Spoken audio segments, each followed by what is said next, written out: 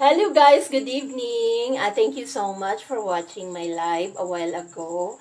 So thank you for all the support and guys, needs nud niya to no magpasingot especially for ages 40 and up. So we have to do something makaburn sa ating calories at least 30 minutes a day. So that's good enough. So especially to those maraming fats no na na-stored sa body like me. So my cholesterol level is high and that's why I need to burn as long as I can. I have to do to burn my calories.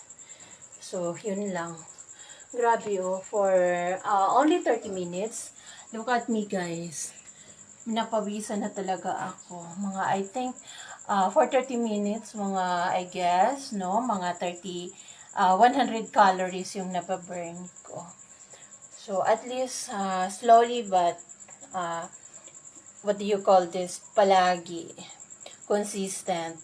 So yun lang po, dapat consistent po tayo no sa ginagawa natin kasi we are human, no, mostly of us mabuti lang sa simula kasi ganado pa, but then time will come parang tinatamad na. So what we need is the consistency, kid. So, and also in everything that we do, dapat we have our consistency, perseverance, determination. So, that's it. So, hopefully, I can do papayat, no, mga at least, estimated at my age and my height, at least, mga 62 lang siguro, that's enough. Or, basta hindi lalampas sa 70 kilos lang po.